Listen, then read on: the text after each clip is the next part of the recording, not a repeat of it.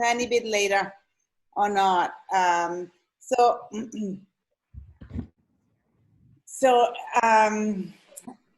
this is another soup kitchen on Zoom. I think everybody here knows that we have these soup kitchens in the gallery usually. And when we have them in the gallery in December, every day there's a different artist who cooks and shows art. There's always food involved. There's always a group of very diverse people that are there. And it's always really, really, it's one of our favorite things, I think, that we have in the gallery. So I'm happy to have it on Zoom. And Mallika Chandaria, is that right? Wow, that was amazing. No one's ever said my name correctly on the first try. Yeah, so she actually contacted me because she found it online and thought it was really cool that we're doing this, which we love, and we always try to encourage that. Yeah, and we chatted already a little bit. There's many things that she has to show us. And she has also a collective that she started and just graduated from Boston University. Is that right? Yes. And just moved to New York. All right. Yeah, I'll let you talk. Yeah. So, like you said, I'm Mallika, and I started this art collective about 3 years ago called The 98. And so I'll be talking a little bit about that. I'll be talking about my background in theater and movement and how I, bring that to all aspects of my art making. And I will also be talking about our upcoming show, which is called 98 Illusion, which is underneath the branch of 98 Studio, which we've introduced as a result of the pandemic. And if you have any questions throughout, please stop me, and I'm so happy to talk about anything, really, even if it's the most random thing. And I've cooked something traditional. I'm Indian. I don't often cook Indian food, so I had a really fun trip to the Indian grocery store, which I found out was 10 minutes away, and was absolutely delighted about that. And I made one of my favorite meals, which is called Bhaji, and I have to heat the bread up a little bit, so I'll take you to the kitchen. And I'm just so happy and so thrilled to invite you to my home, which is a very new home. I was saying before to Monica that this couch we put it together today. I really don't have a lot of furniture, and it's it's hard not to be able to drive to IKEA and get everything. So one by one things are coming, but it is a new home, and I'm blessed to be able to invite you into it and just talk about art. It feels like a good energy to be bringing into this home, this new home. I would love to I know that Monica and Charlotte introduced themselves, but I would love to hear a little bit about all of you and your names, your pronouns, and how you've been involved in art, what draws you to art, just so that I know a little bit about who I'm talking to. So feel free to just go for it. I think it's actually really a good idea because we are such a small group, so everybody can definitely unmute themselves. Feel free to just, we don't have to do this as formal as usual. Hi, Mallika. My name is Michelle. Hi, Michelle. Hi. And I used to make art, but I mainly curate now. I'm an independent curator. Wait, what were your questions? How did I forgot now. Yeah, just anything about, what type of art, let's say what type of art you like and what mediums and all right. That. I can't choose. Don't make me choose. No, look, it's all good. Even when it's bad, it's good. You know what I mean? Yes. So I love it all. So I can't choose. But I see what you're getting at. It's sort of it's sort of like you're inviting, we're sort of in each other's homes right now. So it's sort of weird not to like have this informal conversation, right? Yeah. So I'm on your website, and if you could explain 98, is that a theater group? So the 98 it's an art collective. So I started it about 3 years ago, and it's an interdisciplinary collective. So what we do is we put together gallery shows. We don't have our own space. We kind of travel. So we've done shows in many different cities around the world. And we kind of reach out to local artists and established artists that have been in our collective. Now we've kind of amassed a network of over 100 artists around the world, which is so amazing. Yeah. And really did you all meet at BU? Is that how you know each other? No. So it's really funny that you asked that, because when it initially started, and it started in an abandoned parking garage. As these things do. Yeah, it's very, very raw, let's say. And that was definitely my very close, friends at BU. And this was before I thought anything was really going to happen with this. It was just a bunch of friends that, we decided we wanted a place to kind of mess around and experiment with different mediums and try something. And that's why it was called 98 Experiment. And it just turned out to be really fun and cool and something that then more people were attracted to. And it kind of spread word by mouth, not only with, BU within Boston University, but to different places in Boston, to different art galleries. And suddenly artists started contacting us and saying, oh, we want to be involved, or my friend said this. And so that's kind of how it started.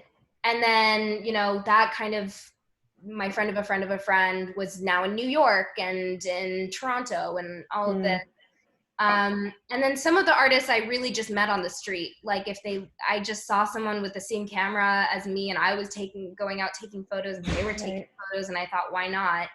And then they would introduce me to new people. And, in Paris, that was kind of insane. But when we were in Paris, there were these shows that I would go to, and I would see people dancing or I would overhear a conversation of them talking about art, and I would just go up and approach them, and then they would introduce me to people. And so it kind of just grew organically. And then now Instagram is a huge part of that, which is cool. We started our Instagram, which I was also hesitant to do, but people started to message us directly and say, like, I've followed you for a couple of years, and now I want to be involved, or we'll do artist calls and stuff like that. So that's kind of how we gained our network.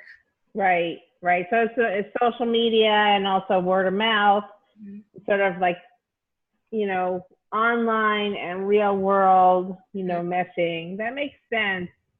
Yeah. Do you guys sell your work at all? Not yet. I think when we started, we really wanted to make sure that we understood what the collective was, what the brand was, what we're all about, before we were trying to sell the work itself. So it was always an option, but knowing that we weren't really pushing for it. And I'm really glad that we did that, because we kind of created this foundation of who we are and why we're doing this work. Aside from, we just need money or whatever, it was about like a deeper purpose.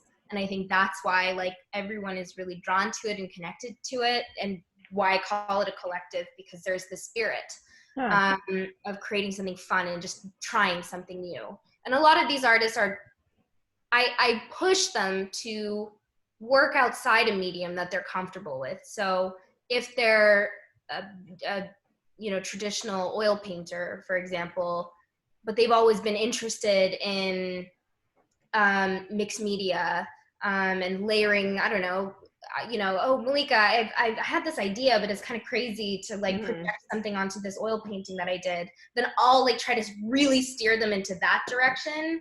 And I love that. So I think it's like a place for, it feels kind of dangerous sometimes, but at the same time, knowing it's a place for experimentation can really allow people to find freedom and and just joy in the work. And so now we're in a place where we're trying to, get sponsors and get, better partnerships and actually have an income because we have a very solid foundation. Right. So that's your next step, like as an organization. You're not a nonprofit, right? We're not. So as an organization, now you're moving towards sort of establishing maybe finding, like you said, sponsors. And I'm wondering if you would use social media to sell. Like, where would you be your primary place or your best place to sell this kind of group collective work? I'm interested in that. Can I just chime in here really quickly? Isn't it more of a collective, as you said, which is a little different again too, right? So it started as a collective when we were quite small and when, I was still in school, and now we're trying to transition from collective to more of an organization. And that's think what your site looks like that. Yeah, that's fine. Yeah. Right. Yeah, I've kind of avoided or like shifted the vocabulary to be like more organization, just because it's a little bit easier to like make contacts with sponsors and to like talk and to have some kind of legitimacy with that. And also because it's kind of a freedom of like, as this organization grows, we will change, and that's kind of the nature of it. So it's just embracing that growth and yeah, that makes sense. Yeah, but to address your question about selling the artwork, I think the number one thing that we've been experimenting with, because we're in this like weird in-between stage where we could go in many different directions, which is wonderful. Yeah, so right. We've taken the opportunity, and because I started it quite early while I was still in school and we had that freedom, we've experimented with several different ways of making money. So the first one was just crowdsourcing and donation-based and all of that. Sure. And that can only go so far. And I think that really helped start us as a small collective. Then we kind of transitioned into charging for tickets for our show. And that is something that definitely works. It's something I feel a bit morally strange about, because I know it's a very common thing to do, but I also think that art should be, and these shows should be accessible to everyone. And especially because in school I was surrounded by all these young people that wouldn't go to shows because they couldn't afford tickets. They were on scholarships and they love art and they're super interested in it, but it just unfortunately wasn't very accessible. So I like the idea of making them free if it's possible to do that, which then pushed me into the direction of sponsorships, which we were just doing for our in-person show before the pandemic happened. I think that would be really successful, and I think that's the route that we would want to go with, to work with these sponsors to create shows or installations for them, or have them support our show, and have like different tiers of donations that they can give us, or in-kind donations or direct sponsorship, and incorporate that based on a conversation with them. And then the third, I guess, is like, a combination of kind of everything.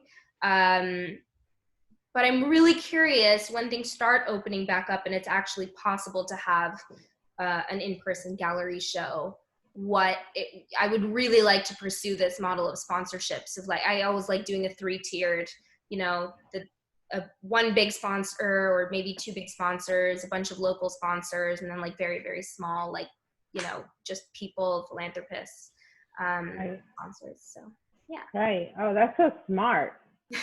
That's well, cool. again, Thanks. It's all like very intuitive. Like when I started this, I really didn't know what I was doing, and it's still very much intuition, just based on what I like and what I am drawn to naturally as a person, and just the power of observation, seeing what works with other galleries and what doesn't work. I think that's really important, and I like kind of going with my gut sometimes, even if it's a bit like crazy. So it's fun. It's a good practice. Oh, cool. Yeah. are there any other questions about 98, or I can just keep talking about it? I'd love to talk about how it like started. Go ahead the way you were Okay, great. envisioning it. I think that's totally fine, and then we can always go back to it if there's more, I think. Yeah, and just interject, that's totally fine. Yeah, so the way that 98 really started was this class that I took my freshman year of college, which was called Locals. It was a 3-hour-long it was a 3-hour-long free-form class that was just supervised by 2 of our teachers. So it turned into this like glorified talent show, kind of. And because I was in theater school, it started with a lot of people standing up and giving monologues and asking for critique, or dancing, or you know, having a conversation, or like going on a rant about the state of politics, because my freshman year was the year our current president was elected, so that was quite interesting. And then our teachers one day said, hey guys, it's time to raise the bar a little bit. I think you can do better than this. And suddenly people started mixing different mediums in, and that's when I got really interested in creating like weird different pieces. So I did an immersive performance where everyone had to walk around, and there were 3 kind of sections to the room, and they were inspired by pieces and articles that I read in the news, in the Financial Times, which is my favorite newspaper. I have my copy here. And that was really successful. And then we started experimenting with projection and performance art and layering everything in between. And then the class ended. And so we had done all this like really cool stuff and created all this material that just disappeared. And I thought that it would be really cool to take the idea of this class and bring it to the community, because this was a closed class. And I think it's something that a lot of people want to see and be a part of, just an experimental place. Mm-hmm. And that's kind of when I think I had gone to London for a couple weeks, which is where some of my family members live. And I was in the house with my grandmother. And this was, I was staying with her alone, and this was before she passed. And I went to the Victoria and Albert's Museum, which is my favorite museum in the world. I love, love, love it there. And I was so inspired by this David Bowie exhibition, which has traveled.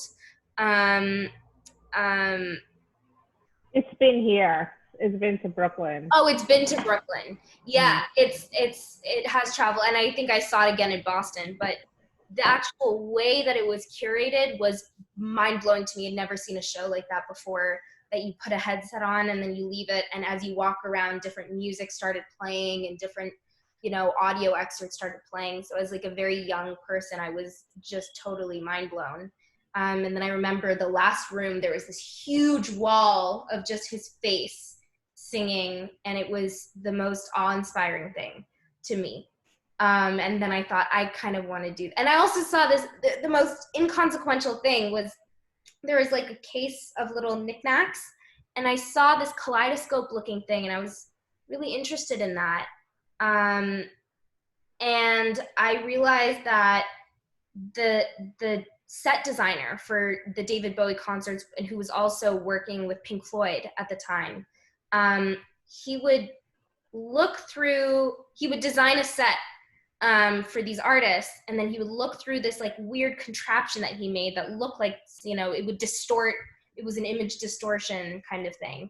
And he would look through it, and whatever distortion it would achieve through the lens, he would redesign the entire concert set to fit that distortion. And I was like, that's brilliant as well.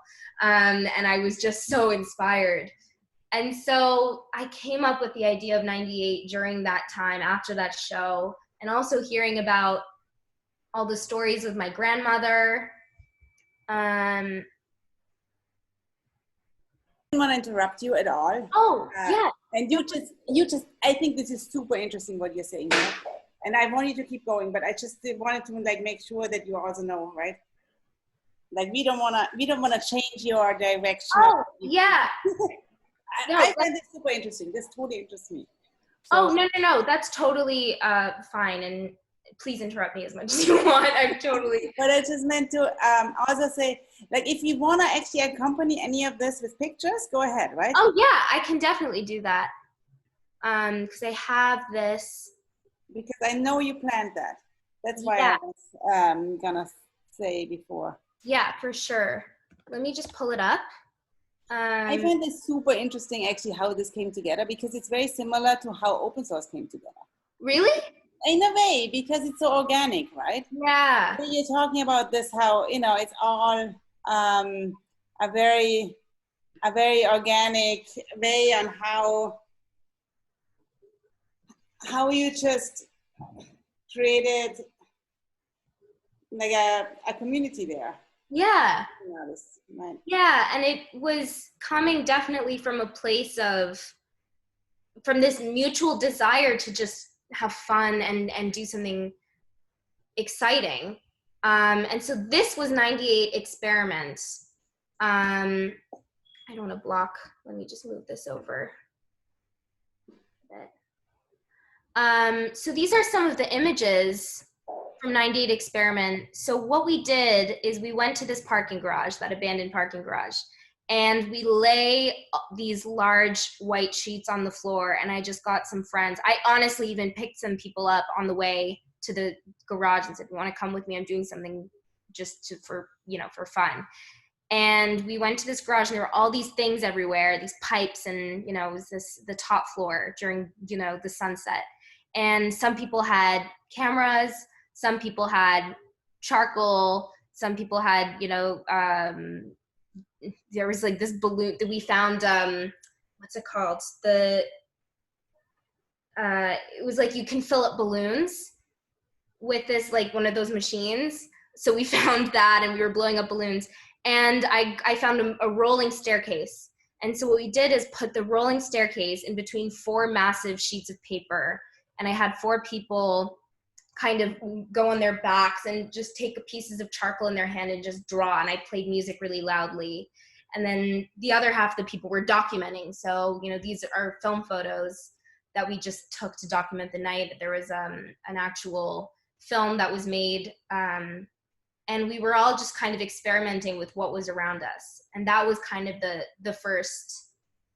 that was the very first show, if you want to call it a show. It was kind of just for fun. And then we had so much fun with that we did 98 Romanticism, which was also in the parking garage, but it was an event that we opened up to people, which was mostly our colleagues. And we had, it was very, very dark. I'm going to zoom in a little bit so you can see. It was very dark. We lit candles everywhere. That was a rolling staircase that we used. Someone brought a blow-up bed and did a performance art piece about hookup culture, where you'd have to lie in the bed with them in the middle of this garage and just have an intimate conversation. These were the posters. I mean, it was really quite, and we just taped them up all over the walls and had this very like raw, weird, show. And from there, as I said, like it just kind of expanded organically. We did the show in an actual gallery space called 98 Identity. So you can see it definitely got a little bit more formal. It was, we had stand-up comedy, we had projections on the wall, we had a much larger audience. We actually curated, I had the chance to curate properly and decorate the space. But the pieces are very amateur. It's just, this was actually my roommate made lingerie from some extra material that I threw out. And she was talking about her identity with sexuality. And this was a movement piece I directed based on cultural identity. And so then from there, we did a show. I moved to Oakland, just across the bridge from San Francisco for a summer. And we just so happened that I talked to this amazing woman there named Chi-Chi. And she ran a theater, and I was actually looking for a job. And I told her about 98, and she said, well, why don't you just do a show instead here? And so we did. And that's how I met a lot of local artists. and it just kind of, you can see it's like definitely even more formal and more developed. We had a lot of people there, and these are rap artists that we flipped a theater so that they were performing where the audience would usually sit, and the audience was standing where the plays would usually happen.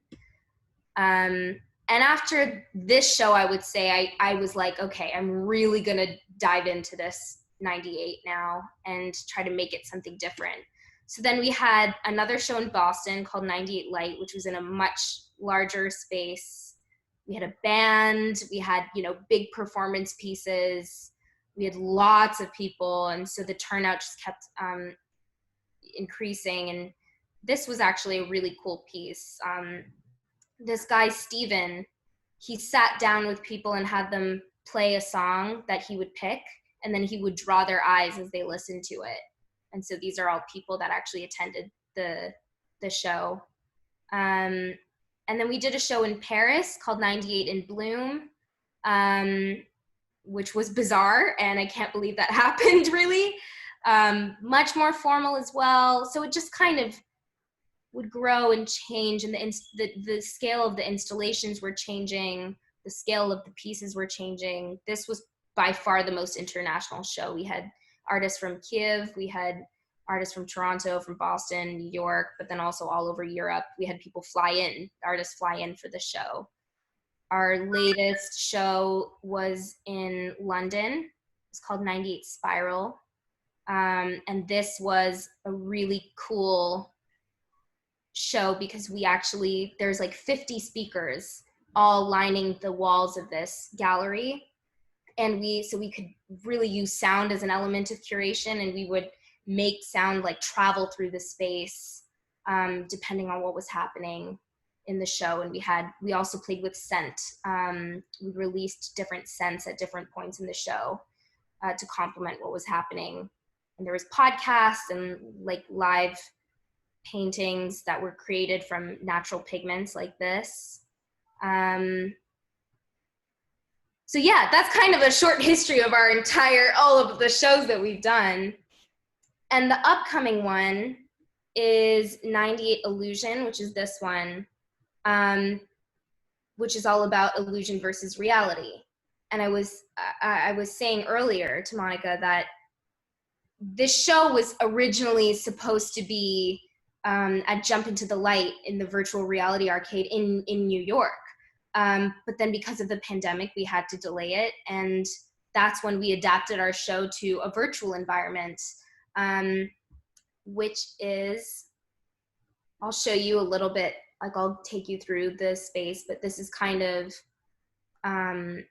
now there's a section on our page called Studio.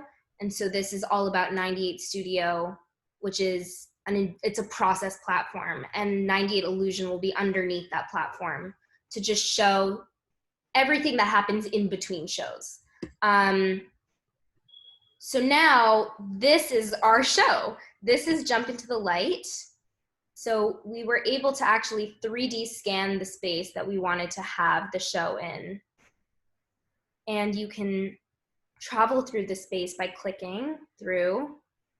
And what we've done, and this is still in the process of being created, so that's why we've just linked different pieces at the moment, but I'm just trying to see. So this is one of the pieces, for example, that you can click, and then it'll take you to like what the piece was originally supposed to be, and it was supposed to be filmed projected in the actual scene. So that's very loud, sorry. But so yeah, that's kind of, and this is, I'm trying to find where it was, but we have all these different pieces that will be linked to our website. And accompanying this is a documentary about making this transition to the virtual medium and what that was all about with all 30 of our artists, which is really exciting. And it's all original soundtrack, and it's all self-filmed and being edited together by yours truly. So yeah, that's kind of an overview of the show. Do you have any questions about like that medium and Yeah, go for it. I do. Yeah. So it looks awesome, by the way. Thank you. And I really want to visit it. I can't wait for it to open, really. But I'm wondering what software you use to scan. Yeah, how to. Yes, this is it was a topic of discussion for my team. So, because I'm not familiar with virtual reality, and honestly, I'm not technologically inclined regularly as a person, and I had to adapt, and I think I'm now a little bit more savvy. But what I learned about were all these different platforms that were possible. So the one that we're using for this one is called Matterport. And we were lucky that one of the space already existed, so we were able to do that. But other options that we've been looking at or have tossed around was Mozilla Hubs, which I find infuriating because I attempted to go into a meeting originally when I was negotiating with the space, Jump to the Light, and they wanted to have this meeting in virtual reality using Mozilla Hubs, and I was in this weird room and I was a robot, and then there was I was talking to a bear, and you choose your avatar, whatever. It was the most bizarre thing I've ever experienced, and it caused my computer to crash and all this stuff. So I feel like it's not as accessible, even if you're able to travel through an environment and actually see objects in 3D. It doesn't feel as accessible to me, and especially considering that a lot of people who might access our show are not as technologically advanced as the people who are creating this virtual space are. So I think, that's a bit too much for us at the moment.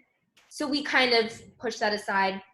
But we are also experimented with Sketchfab, which is actually the platform that we use to create the 3D models. So of course, the videos and the photos and the paintings can be linked out to on our website, but the actual sculptures that people have created, what we've done is had people take photos of the sculpture from all angles, and then we have this amazing 3D modeler his name is Lundeen, and he has been actually recreating the pieces, the sculptures virtually, and then we'll insert those into the space. And he's been using Sketchfab.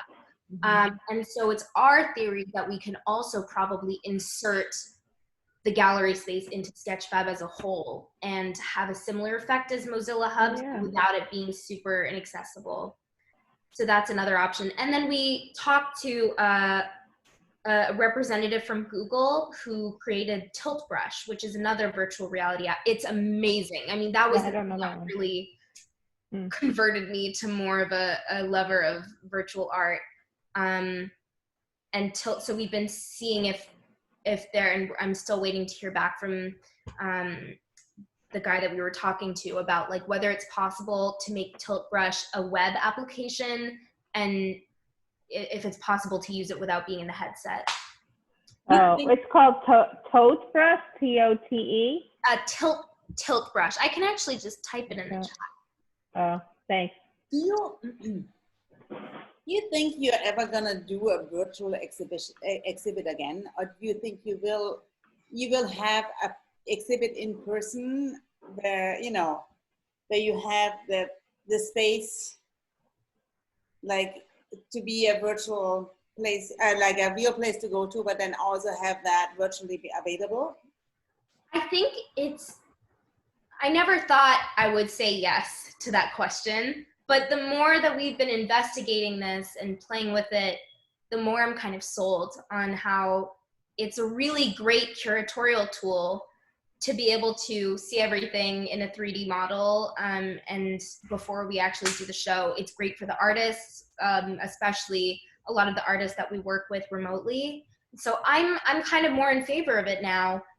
But that being said, I really love being in a room with people, and I know that I'm going to jump on that the second it's possible again. I miss it a lot. And I'm really hoping that we're able to do this show 98 Illusion actually in person eventually. So I think that's step one. But I think it's also a wonderful and powerful tool in this time to be able to offer that, especially with sponsors, like if they want digital programming, that we can do that for them. So it's always there. It's always there if we need it. Because I find the shows also really interesting. I find it super spontaneous, or at least it seems very spontaneous. It seems not, you know, like even the more organized ones are still,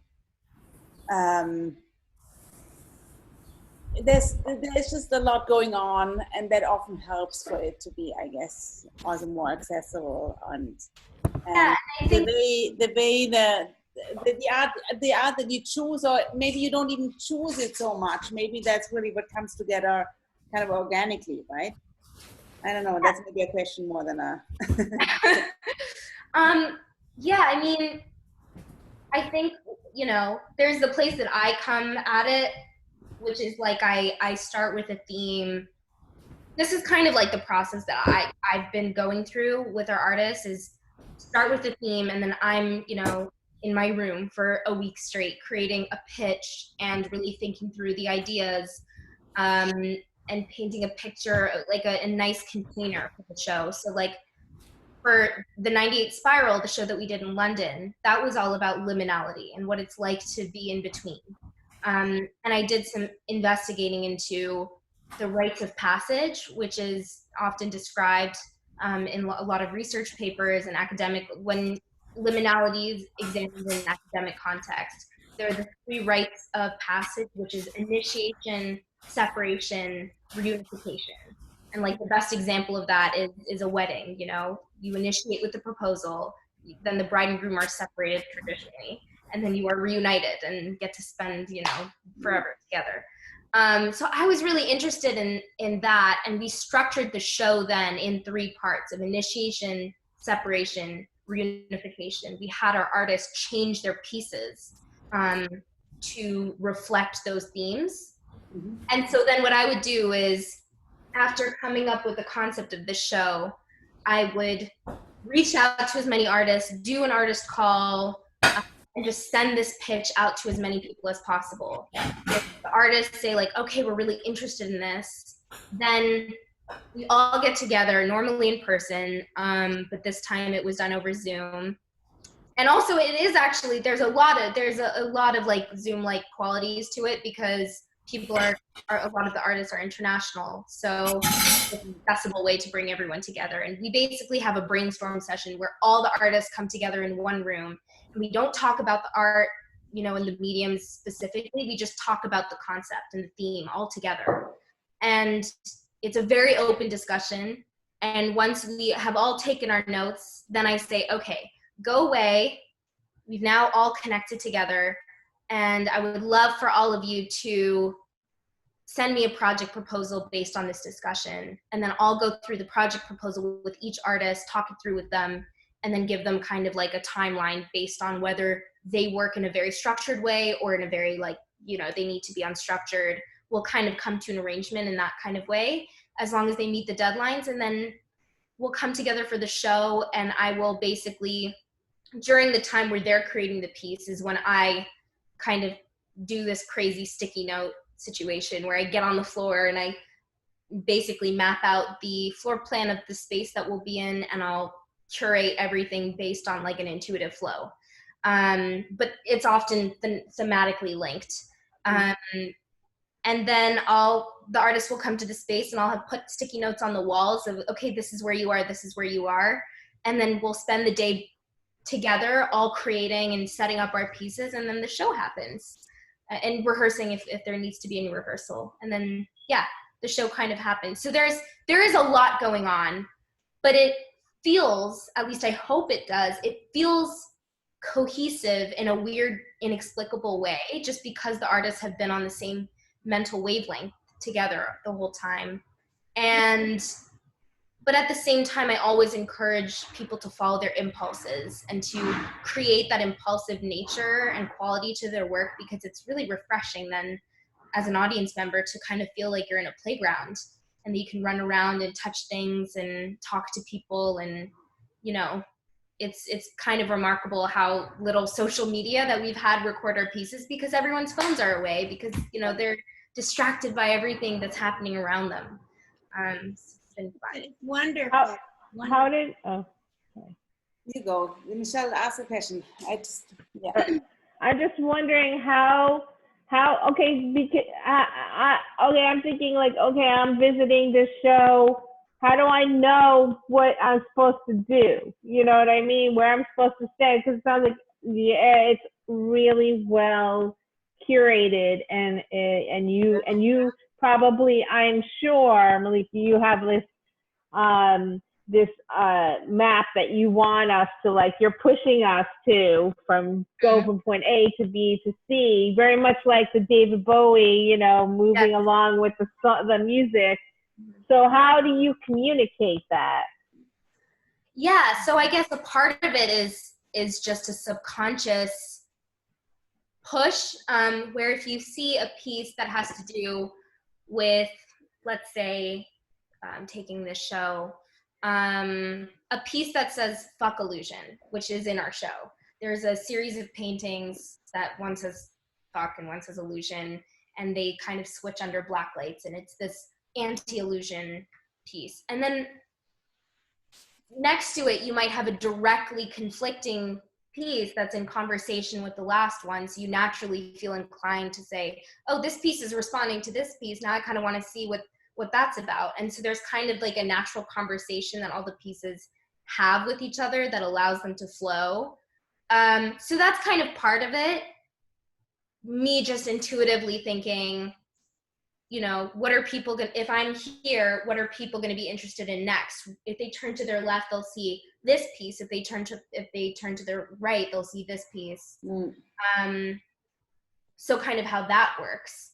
And then the other part is I will always have a program, which kind of describes the concept for the show and maybe a suggestion of how to navigate it.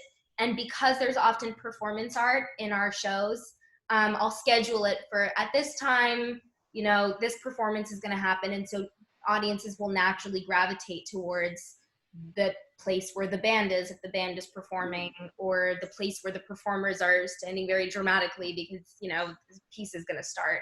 And I think there are also, it's like social cues, you know, like you see other people interacting with things in a certain way and then you're drawn to do it as well. Like I think 98 Light, we had a really cool installation where there was this old swan arm projector, and we had put saran, it was such a simple idea, we put saran wrap over the box where you normally put like a piece of paper, and put water soluble paint on top of it and a set of brushes. And then we set the projector on top to project over the band that was playing, and they were all wearing white and they were against a white background so that people could paint them while they were playing. And then, you know, it was tucked in the corner, so it was like a little bit hard to see, but that was kind of the point, because one person kind of figured it out and started playing with it, and then more and more people wanted to do it, and then there was a line. So it kind of naturally, you know, you see where people are headed to in the space and you want to join them. And so do you find that different countries, the show visitor, the people that come to see the show, I'm actually not even sure what you would call it because it's not really whatever, you know what I mean? Yeah. So do you think that they act, do you think the audience acts differently depending on like where they're from, or is everybody's the same? That's a great question. I think for the most part, people are pretty consistent with how they interact in the space, which is curious to me since we've gone to so many different places and we've been immersed in so many different cultures. But then I think it's back to that question about social cues. And if you see a bunch of young people getting really excited and engaging and talking, and suddenly everyone's talking to each other, you know, strangers and friends and everything, then you feel comfortable to do that as well. So like in France, in Paris, for example, that's normally a culture, and I experienced this having lived there, that it's a culture that's very conservative and very private, and there's not a lot of animation. When you talk to people, it's very, you know, cool and calm and quiet. And suddenly we had an open, and this was also on a holiday. I think it was like Easter weekend. There was no reason for anyone to come to this show. But yet we opened the doors and we had this, live music going and people singing and everyone was enjoying themselves in the gallery show. And people started coming off of the street that were total strangers just because they were interested. And again, we didn't charge for tickets. And just, I met maybe 30 new people that night that I'm still friends with. Because they came out from the street and they said, like, we were just so excited by how animated everyone is. And we just want to, like, know what this is about. And then they felt comfortable because they saw everyone else talking to each other to participate. And I would also make an effort to walk around and talk to people that I'd never seen before, just, say like, oh yeah, I'm a part of this. And like, can I answer any questions? And I spoke French. I do speak French. So it was a little easier to do that. And I think that's kind of consistent everywhere. There's a lot of people that step off of the street into our shows just because it seems kind of like, oh, what's going on here? So, and then they love it. So it's been, it's a very joyful space. So how long are they usually up for a long time or just kind of like a couple of weekends? How does that work? Yeah, so when we started, this also goes to talk about like the organic kind of nature of it. When we started, it was just a one night, you had to be there to be there kind of experience. So I think Experiment was a one-time thing. Romanticism was a pop-up, one-night pop-up. The one in Oakland, we had a soft opening, which was because all the art galleries in Oakland had opened up their doors. So we thought, let's just do a little thing as a preview, and then we'll have an official opening. So that was open for a little bit, and then we kept the art in, and people were able to come in and check it out. 98 Light was a one-night pop-up. So it was like literally installing day of, taking it down the day of. Great. And Paris was the first one that we were offered a 2-week-long slot in this big gallery called 59 Rivoli, which if you don't know them, I would really, really look into them. They're doing some incredible work, and I'll just type the name in there. And we were very lucky to get this. It was, again, so much of what I can owe to the success of this art collective is luck and just, being a talkative person. And as you may have noticed, I'm a little bit talkative. And I think that allows, for opportunity for connection. And so this gallery just came out of something like that, where I was talking to this, this old French artist who kind of looked like a French version of Jim Carrey. And I thought that was really interesting. And we talked, and he let me paint over one of his paintings, which I was really scared to do. And this was almost when the gallery had closed. And we just connected as artists. And then he said, you should talk to the people who run the actual gallery, because I'm sure that they would, be open to, I'll put a word in. And that's kind of how we got it for free, which was absurd. I mean, I still am in disbelief about that. So yeah. That's interesting, because is there anything in Italy that's connected to this one? We have, for the London show, we had, well, for both the Paris and London shows, we had several artists from Italy. And right. But I mean, the Rivoli, because yes, there's the castle and a gallery museum. I just typed it in and I was like, yeah, exactly. That's why and actually one of the artists was like, oh, 59 during 98 Spiral was like, oh, your last show is at Rivoli. Is that, it said the same thing, is that in Italy? Yeah. And I said, not yet. Maybe one day. It's coming up soon. Mallika, I wanted to ask, do you want to show anything from your own practice too, or just? Yeah, I mean, I would love to. So here, what I will do is go to my website, because a lot of my personal work is on there. Because a lot of the time, I can show you some paintings that I've done just for myself, but Actually, I'll just do that now, and then I'll show you my website, because you've seen enough of the website for a little bit. So let me just, these are just small. I just moved, so I only have like a couple small paintings that I've done. Perfect. We but love it like that. those. You know, if you were in the space now, you would just bring them like this and put them on the wall. Yeah. Oh, okay. I don't know if it will fit up there. I mean, that would be nice. But this was actually, I did this in Paris, and I'm not a painter. I wouldn't say that I'm a painter, but my brother is an exceptionally talented painter, and my grandfather was, and I've always wanted to learn to paint. And so I just thought, you know what, I'm going to try it. And this was, I did a very small painting. This was just from my view from my apartment in Paris. And so it's, it's just a very like small thing. I keep it around because I really miss Paris every day. And then this other painting that I did I decided that it would be a cool, I was feeling uninspired and a little discouraged because I was halfway through this painting and it looked nothing like this. And I was like, I'm terrible at this.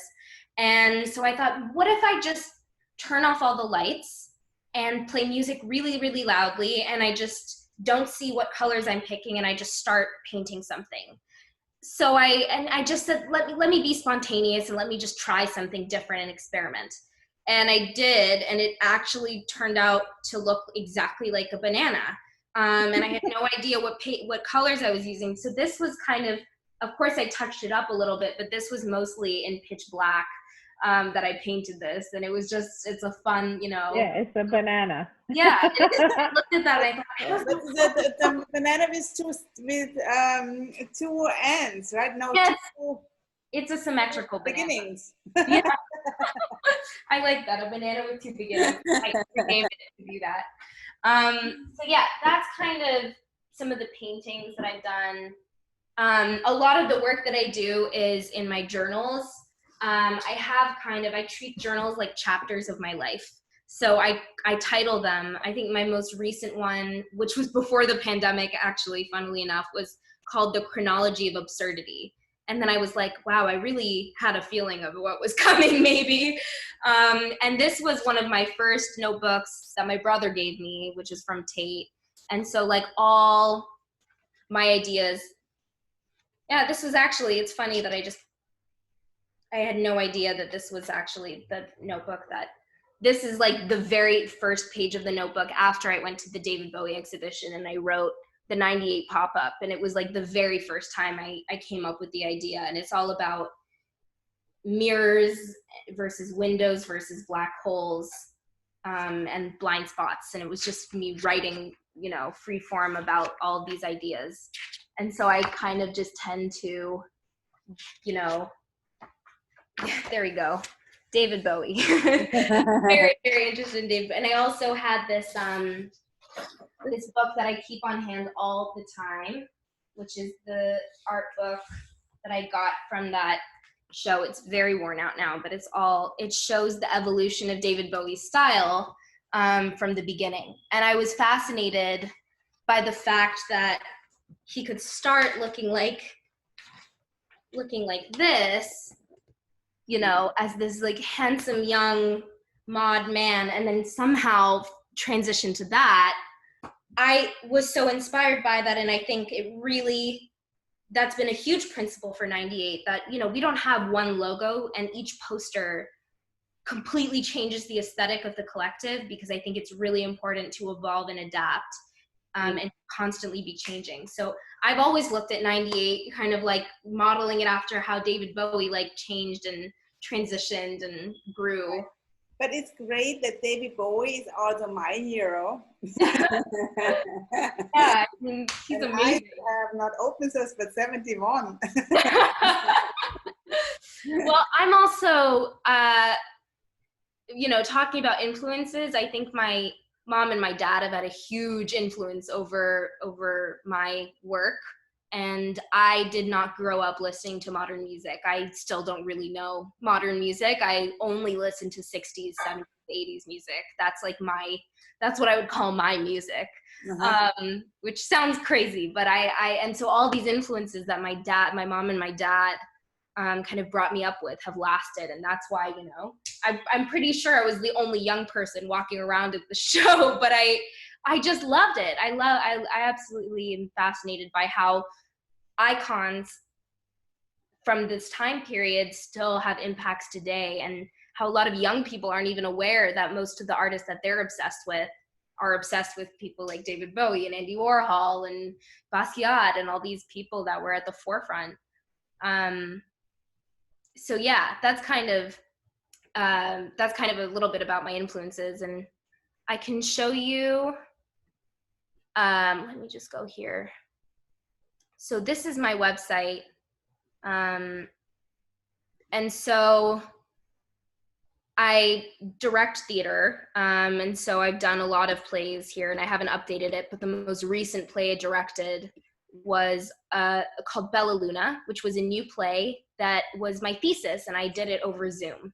It was supposed to be an in-person play, but then we had to adapt it and perform it on Zoom, and we decided to use movement to access the same intimacy as you would get in a theater space. So I can show you a little excerpt from there if you're interested. Should I do it? Yes. Okay, I'll do that. Okay, so I'll do that once I'm done going through this. And then also, like, I really love movement, and especially improvised movement. And so this is an example. I went to Montana for spring break before everything exploded, and we just completely improvised in the moment, decided to make this little movement piece using our hands as the sun was setting against a mountain. It's kind of funny because right after this was taken and we went back to the real world and realized how crazy everything was, the sense of touch and intimacy that we felt in this video and creating it, I mean, there's so much, you know, touching and movement, and I never realized how much I would miss that. So it felt kind of like a gift to do that. So yeah, we didn't really talk about this before doing it. We just said, let's just try something. And it turned out to be this really wonderful exploration. It was very cold, very cold. So yeah, that's a little bit of movement. I also did some acting in school. So these are just some production photos from there. Othello and this show about, you know, how weird yoga culture is. And yeah, so that's like a bit of a little bit of acting and performance. And then I'm also a photographer. So this is just kind of a little bit of my portfolio from traveling. I work with film. I really enjoy working with film. This is in Italy, actually. And this is at this wonderful green laundromat that was down the street from me, and I thought I have to do something with this bright green laundromat. This is in Portugal. So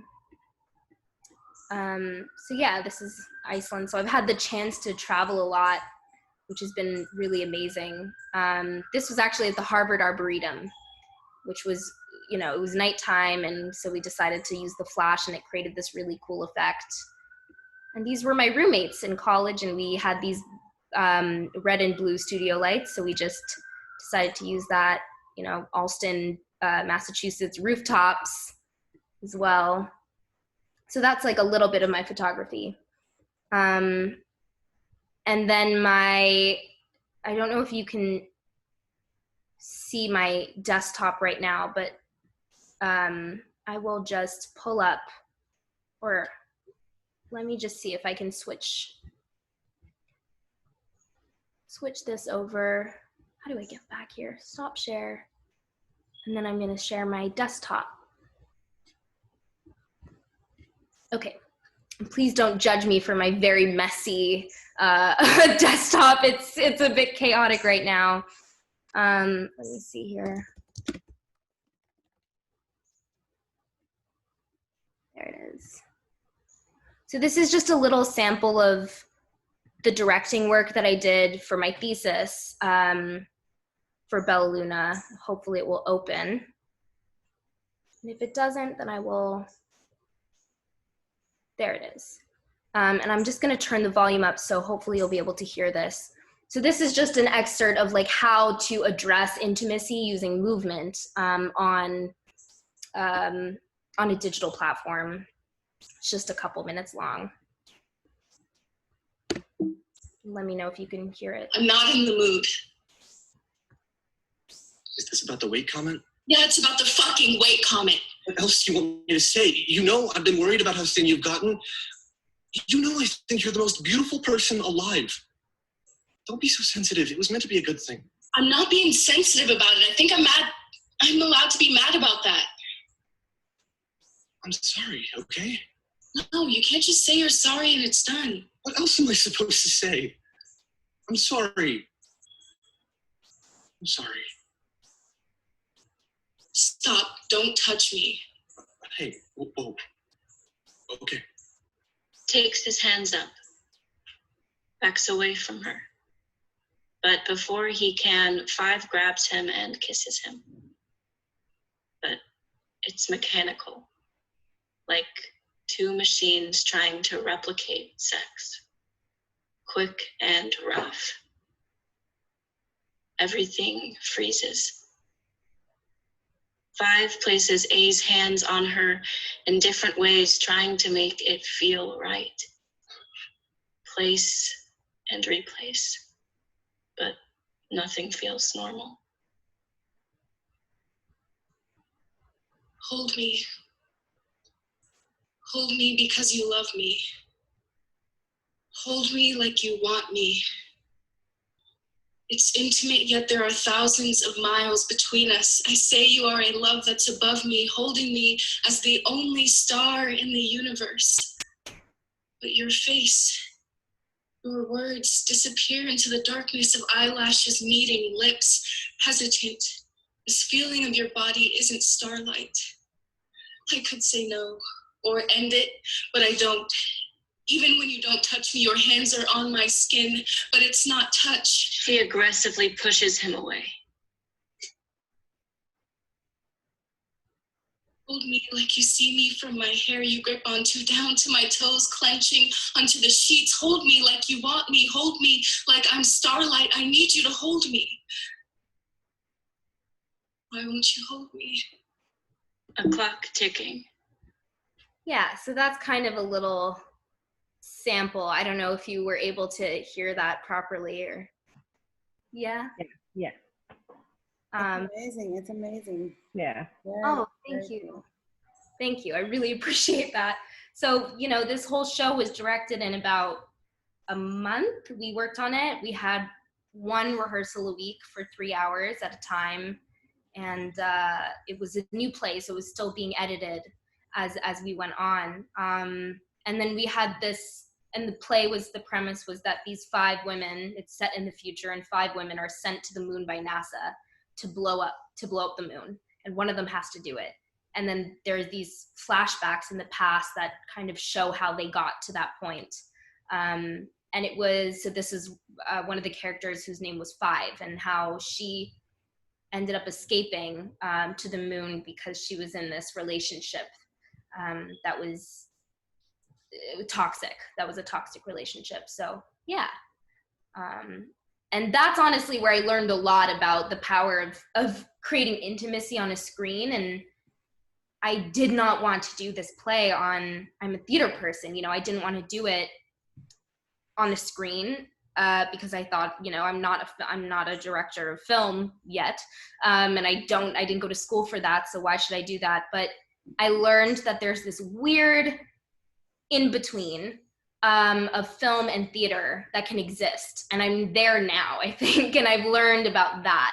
And it's fascinating to me how the staging on an actual stage where you know, create these diagonals and movement and, you know, at this moment walk here to create that tension, and then you sit and you stand, and then there's a reversal. All of that can be achieved just here, which is really, you know, which is quite cool. Can you hear me? Yes, I can hear you. Hi, Rebecca. When did you do this? Like before all the COVID stuff? No, this was as a result of COVID. So I came back from spring break where I showed you that movement video in front of the mountain. And it was actually funny. I mean, at the top of that very mountain, we had taken a ski lift up. And I got a phone call that was like, your semester is being canceled and you have to attend the rest of your classes now on Zoom. And then I immediately thought, okay, what about this thesis that I've been preparing for my entire time at college for? And they said, you're gonna have to do it on Zoom. And it was very heartbreaking. But then the playwright Elizabeth and I, who's also a 98 artist, we said, you know what, we're gonna do it. And we're gonna make it feel like this play needs this platform to survive, and that's how we're going to adapt. We're going to make it, we're going to tell each other that it was made for it, and that really helped create the freedom and create it. Almost, it was really interesting. Was after the play, we had about 180 people that came to watch this play on Zoom, which was fantastic. And after we had a little talk back, and a lot of them said, was this play written for Zoom? Because it felt like it. And we said, no, I mean, we blocked it and we choreographed it to adapt to the circumstance, and we made the container of Zoom a part of the story, which was really cool. And we created this aesthetic, I would say that like all of the different things that I do, whether it's performance and curation and directing, they all feed into each other. And so this curatorial instinct of how do we tie all these people, these disparate elements together? Okay, let me ask you another question. That play that we just saw, the scene, was she supposed to be talking to him from the moon? No, this was a flashback moment. So they were supposed to be in the same room. Wow. And that's how we decided that, so much of the play revolves around intimacy and relationships. And so how can the stage direction say they're kissing or touching, and then we don't see that happen? So we created this like movement motif instead that would allow the audience, because I mean, we're not stupid. Like, of course there has to be suspension of disbelief in a lot of plays. And so teaching the audience this vocabulary of, okay, this means intimacy, this means an intimate moment, then that was a movement motif that we used throughout the entire show, where people could say, I learned that meant a kiss, or that both of them doing this meant a kiss. And so now I can, be more in this world. It's a lot like deaf, language of the deaf. Yes. But it's also what's going on right now, like how I live by myself. I work all day. I'm sorry I was late because I was just finishing work. And like, how do you get the sense I mean, this is like what we're living in. It's Yeah, it really is. And what was crazy was this play, again, was written over a year ago. Oh, thank you so much for Charlotte. And yeah, thank you so much for coming. It was a pleasure to talk to you. And thank you for all your questions as well. And feel free to, email me or do anything. I'd love to chat more if you have any questions. Yeah, I'm going to look at the website more, but it's really amazing what you're doing. I think it's very interesting. Thank you. Yeah, so have fun. Thank you. So that it's, so I was saying when the play was written, it was set in like, Elizabeth and I talked about this, that, it's set maybe in 2080 or something. And because she had put all this stuff in the play about pandemic, she literally used the word, there's a pandemic and everyone's wearing masks outside. And our world has deteriorated so much. And that's what created the stakes for these women to go to the moon and blow it up in order to save the climate from climate change. Which is obviously, it's a crazy idea, and it was Whoa. the realist element of the play. But what was crazy was doing the reading and realizing, we set this in that far in the future, thinking that sounds so far off and that's so crazy. And now we're talking about mask wearing and a pandemic and realizing that that's our current present. So it was pretty crazy. Yeah. And so we're hoping to take this play, that's another side project. I've been contacting a lot of theater companies and saying like, you know, do you want digital programming? Because we have this edit of this play now that has elements of, you know, we even incorporated stop motion animation into it, movement, and it's a new play, so it's still in development. There's all kinds of elements to this play. So we're hoping to get some theater companies to take it on. It's another project on the side. Great. Amazing. I can see the Flea Theater. Have you contacted the Flea? The Flea. Be into it. I will contact them. We were talking to La Mama. Yes, yeah. Also fantastic, and the Flea was on my list, so I'll for sure reach out to them and see. But it's also, you know, it's hard to, you know, explain that. I mean, I've just graduated, right? And most people who have just graduated that are directors don't have a lot of experience like outside. And I've never been like that. I really was over college quite early on and was ready to get out there and start creating. And so I did that on the side, and I feel like I don't want to say overconfident or cocky or whatever, but I feel a bit more confident in my ability to create these shows and experiences that are kind of ready to go.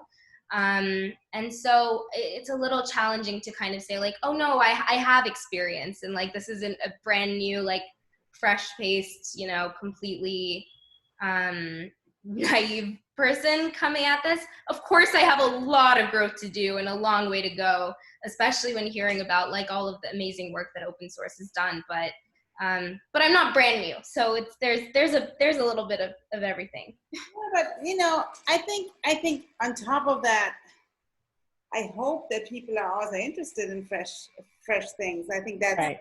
I think right. That you should. I think there's a very fine line between like growing up to something that's like polished and maybe not as interesting anymore, also sometimes to like something that's fresh and might have also, I mean, I think your things are very very well developed, and like, I don't think age or experience has anything, you know, it doesn't to me that should not be a problem. But I think, you know, in a way also that's something that I think people should be actually excited about. Mm-hmm. Yeah, I mean, I hope so, because I think it's just that there's an initial resistance sometimes for people, and then once they see it and really experience it, it's something different. And I can only do so much by like verbally telling people about the 98 or about these projects, but really like witnessing it is something that I think is important. So, right. And I really appreciate what you've said, because that's very nice to hear. You will definitely, certainly advocate for it, and like also like keep in touch with you for sure. But I'm so happy that you went to the kitchen, because that's what I wanted to ask next. Yes, I was anticipating. Okay, so the food that I have made, and hopefully now my cat has heard me bang around the kitchen. He's desperate to get in on this as well. So this is a traditional South Indian meal. And I've only really made it with my mom in the past, and I was on the phone with her all of today, like, how do I do everything? It's called Bhaji, and it's basically kind of just all these different vegetables together. So I put peas, corn, green beans, cauliflower, tomato, and potato. And kind of, yes, a lot. And then sauteed. So the base of any Indian meal is called a vagar. So it's oil or ghee, which is clarified butter, with mustard seeds, cumin seeds, onion, garlic, and ginger. That's the base of any Indian thing that tastes, you know, really flavorful and yummy. And then I added all these vegetables one by one, steamed them in a pressure cooker, and then kind of mashed them up and added masala, which is a combination of spices. And then you kind of have this like really colorful, yummy mash. And then you put it on you can even put it on hamburger buns or brioche buns or whatever. I took some brioche bread, and you just kind of fry it with butter. And then basically all you do is just take it. It's almost like a veggie burger. You just take it, I'll angle this down so you can see what I'm doing. And you just prepare it like this. You just kind of put it on. And I just love making it because it's so colorful. It tastes so flavorful. So yeah, you kind of just prepare it like this, and then you can garnish it. I'll just make 3 for now, because, you know, a small lady. You can garnish it with a little bit of coriander, just like that. And my mom will always squeeze so much lime on it. So yeah, that's kind of like the meal that I chose to make. And because it's colorful and it's kind of a mashup of everything, and I'm interdisciplinary, I'm kind of a mashup of everything, but hopefully in the end it creates a cohesive flavor. So that's kind of what the theme is of what I was going for. And I just wanted to say, you know, something I didn't really talk about was how important culture is to me in my work. Because I grew up in a Western context, the only way that I was really connected was through my mom and her cooking and singing and prayers.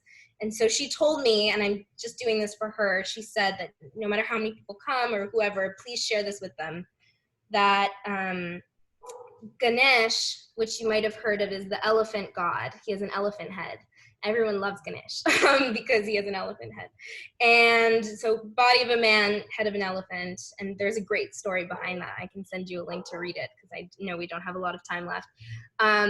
But he is the remover. And she said, Mallika, you have to do a prayer that's for Ganesh because he's the remover of obstacles. And there's my cat.